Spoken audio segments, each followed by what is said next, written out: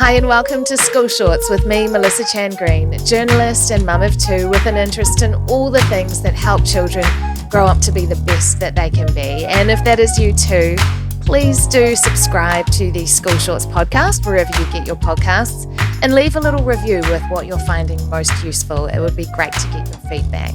In this episode, we are looking at whether your birth month has an impact on your educational achievement.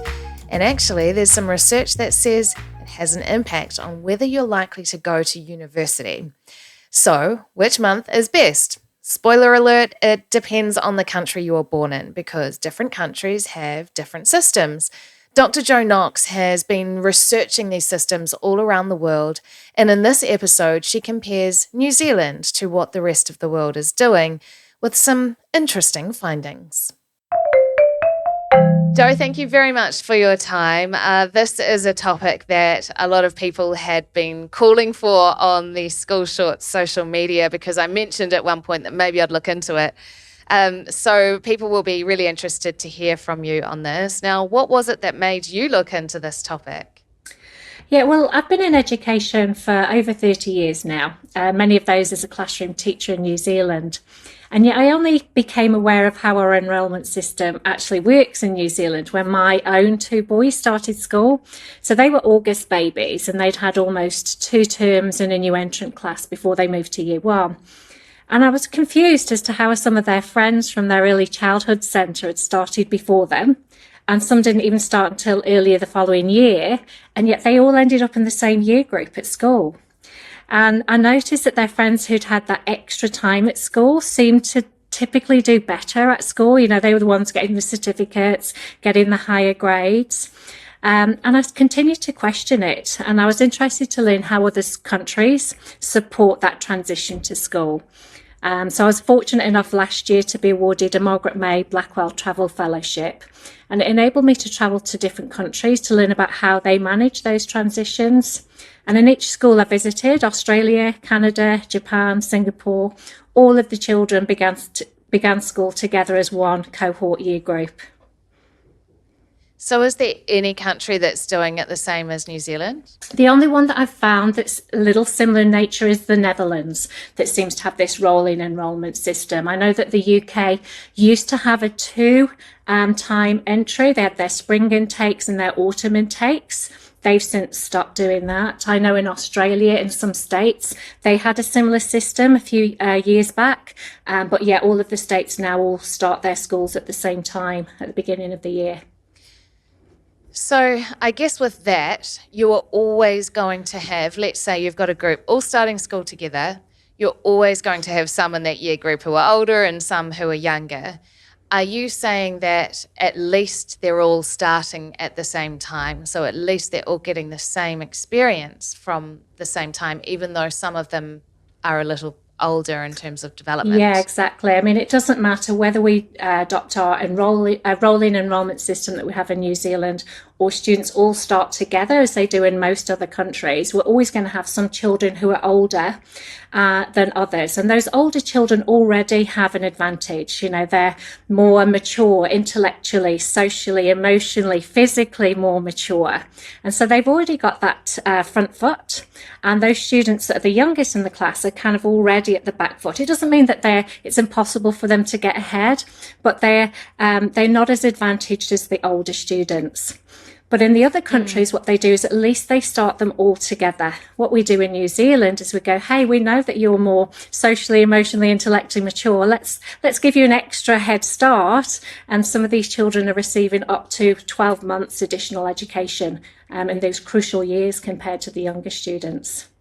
It can be a little tricky to get your head around it if you don't have a child that's either recently started or is about to start.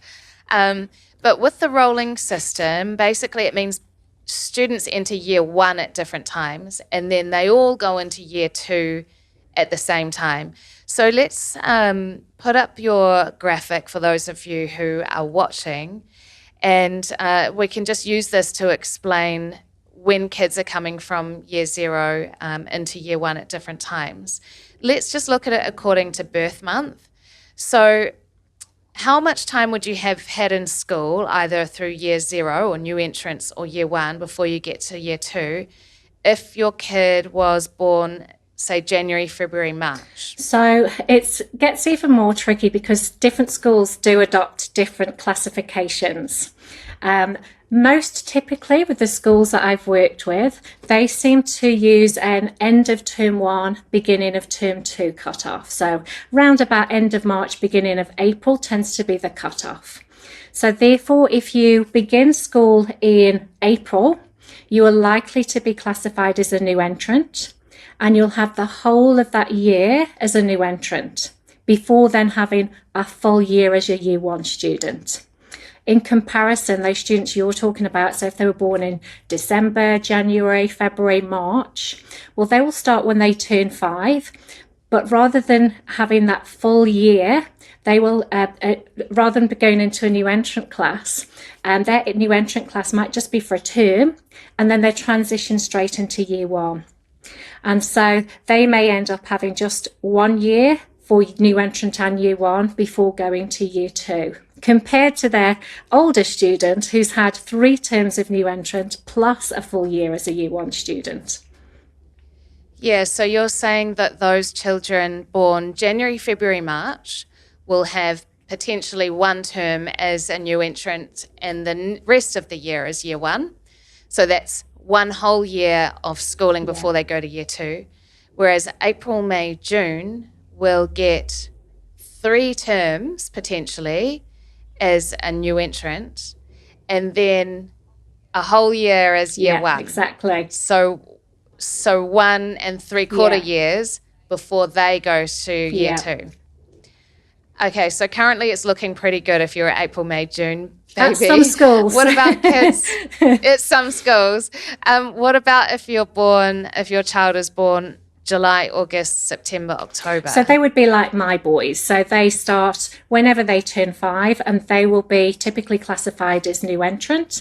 So they'll have the remainder of that school year as a new entrant before then having that full year as a year 1 student.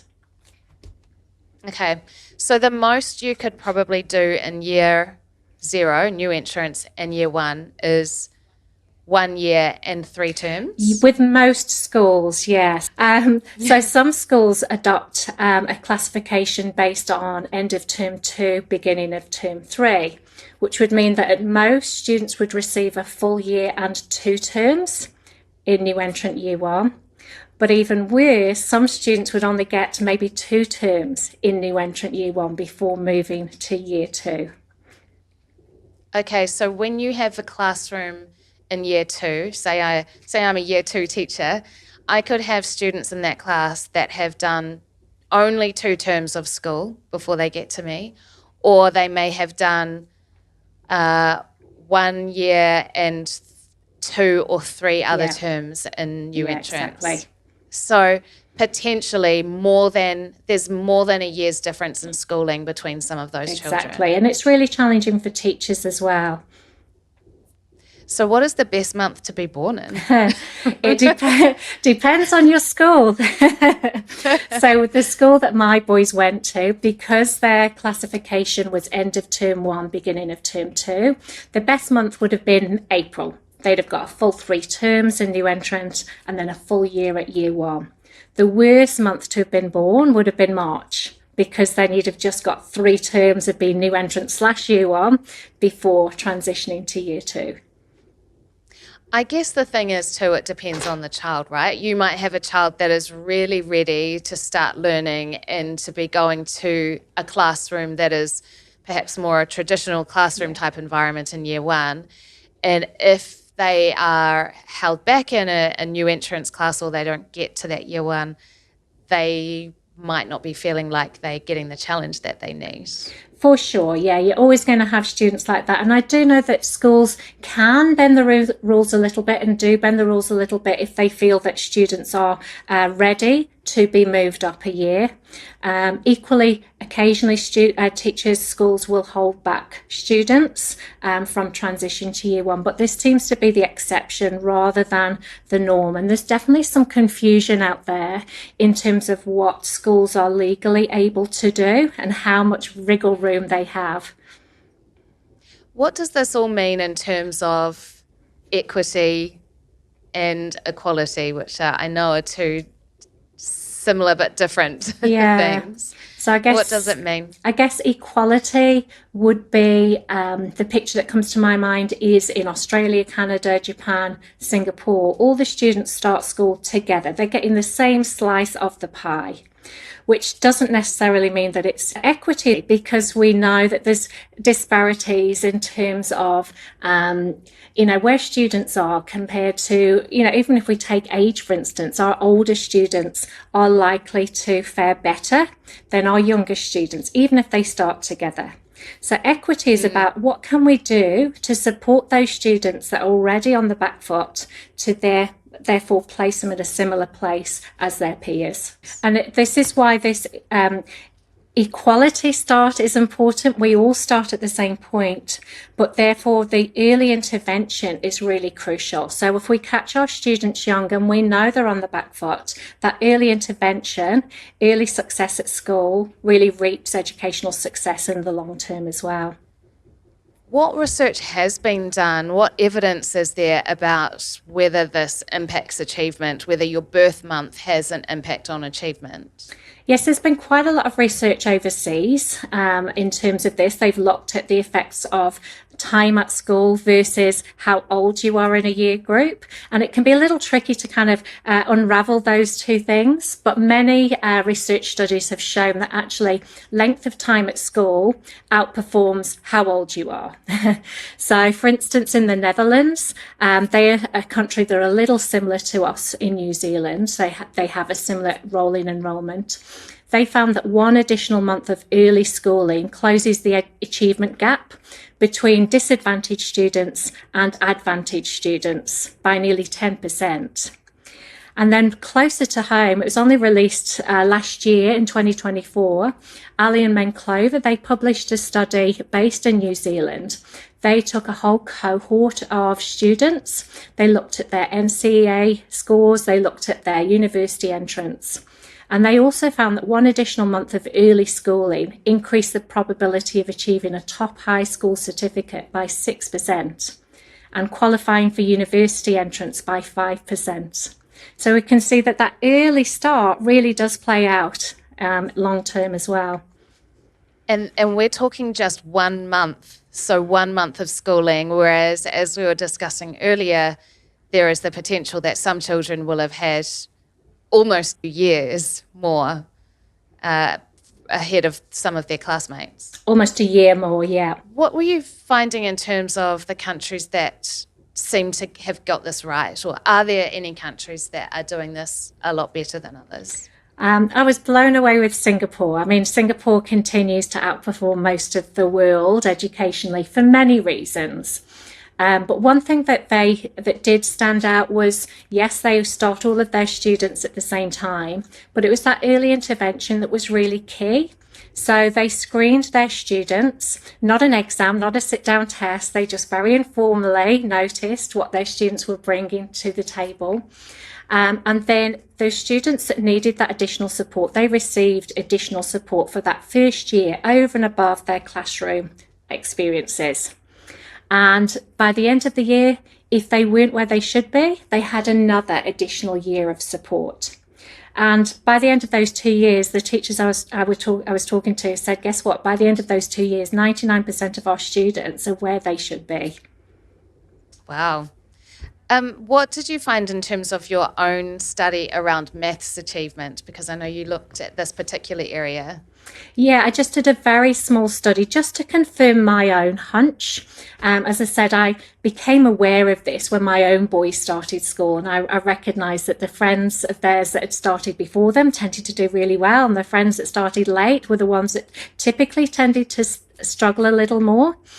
And so I was able to get some achievement data from that school, and I looked at their maths achievement, and I was looking at who are the students who are performing above average, who are the students who are performing below average.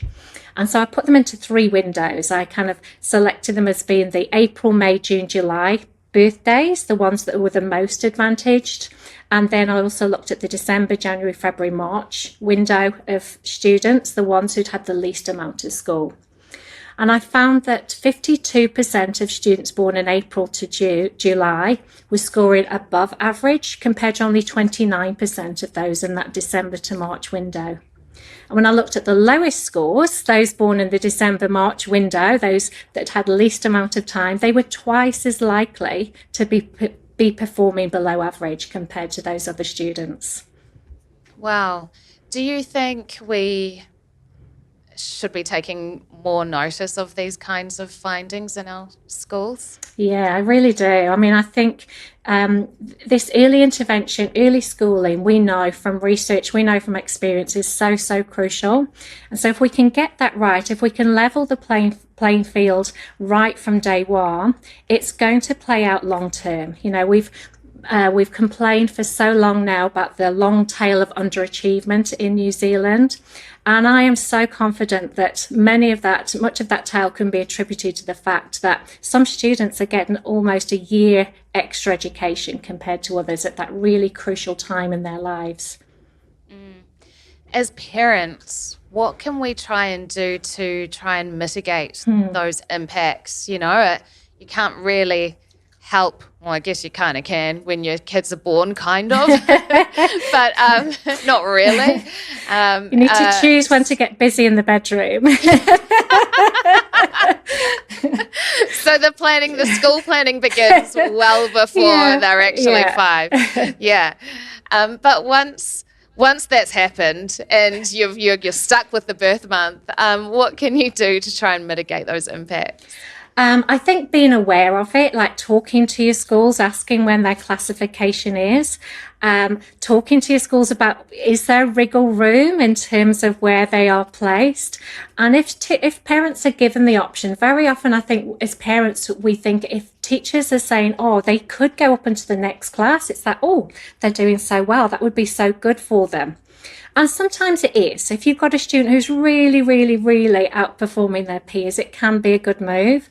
But I would say by and large, you know, the longer our children have to get to grips with the content of the curriculum, you know, if they can have a longer time to get to grips with that, it is going to be more advantageous for them. So if you get the option, I would definitely encourage parents to think about holding them back in that year rather than pushing them forward. Okay, interesting advice. Now, Jo, in terms of your other advice, I know you do a lot of work in terms of maths, professional development, or teachers and in schools. So we'll have you on again for a chat on that sometime. But really appreciate your time talking about this subject. I'm sure people will find it really useful, if a little concerning, eye-opening, worthy of further discussion. Definitely, maybe. Yeah. My pleasure. Thank you, Jo. Cheers. Thanks so much for tuning in today. If that topic was helpful for you and you'd like to hear more, please do like and subscribe. It sends me that feedback. School Shorts is all about supporting busy parents who want their children to thrive. Follow on social at School Shorts NZ for fun ideas, helpful resources, and exclusive giveaways.